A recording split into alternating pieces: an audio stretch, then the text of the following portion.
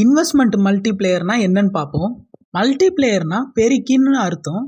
இந்த இன்வெஸ்ட்மெண்ட் மல்டிப்ளேயரை கொடுத்தவர் John main Keynes.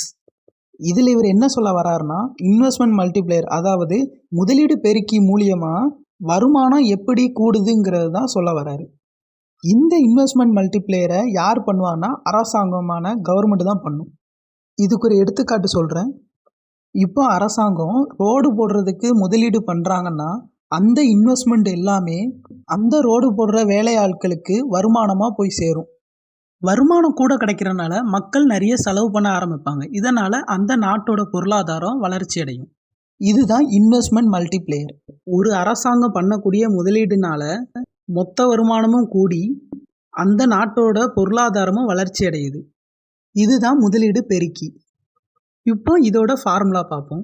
இந்த இன்வெஸ்ட்மெண்ட் மல்டிப்ளேயர் எவ்வளோ நடந்திருக்குங்கிறத கண்டுபிடிக்கணும்னா, வருமானத்தில் எவ்வளோ மாற்றம் நடந்திருக்குங்கிறதையும் முதலீடில் எவ்வளோ மாற்றம் நடந்திருக்குங்கிறதையும் டிவைட் பண்ணால் இன்வெஸ்ட்மெண்ட் மல்டிப்ளேயர் கண்டுபிடிச்சிடலாம்.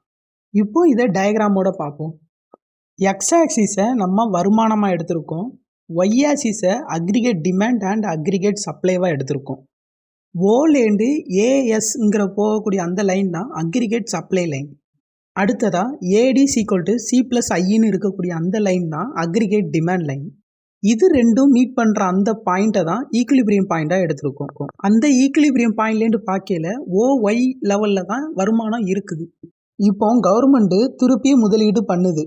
அப்படி பண்ணுறனால மக்களோட வருமானம் கூடுது. எந்த அளவுக்கு கூடுதுன்னா ஓஒய்லேருந்து ஓஒய்1 லெவலுக்கு கூடுது.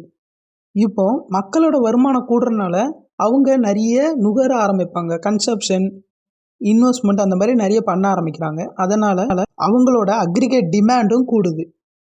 அதாவது மொத்த தேவையும் கூடுது. எந்த அளவுக்குன்னா AD equal to C plus ஐலேருந்து AD equal to C plus I plus changes in D அப்படிங்கிற அளவுக்கு கூடுது. இப்போ அந்த ஏடி லைனும் ஏஎஸ் லைனும் மீட் பண்ணுற பாயிண்ட்டை தான் ஈக்குலிபிரியம் பாயிண்ட்டாக எடுத்திருக்காங்க. அந்த பாயிண்டோட பேர் தான் E1. வருமானம் ஒய்லேருந்து ஒய்1க்கு கூடுனனால அக்ரிகேட் டிமாண்டும் ஈலேருந்து E1க்கு கூடியிருக்கு. அவ்வளோதான். இது எல்லாமே இன்வெஸ்ட்மெண்ட் அதாவது முதலீடில் ஏற்பட்ட மாற்றத்தினால நடக்கக்கூடிய வருமான மாற்றம். இதெல்லாம் தான் இன்வெஸ்ட்மெண்ட் மல்டிப்ளேயர் அதாவது முதலீடு பெருக்கி.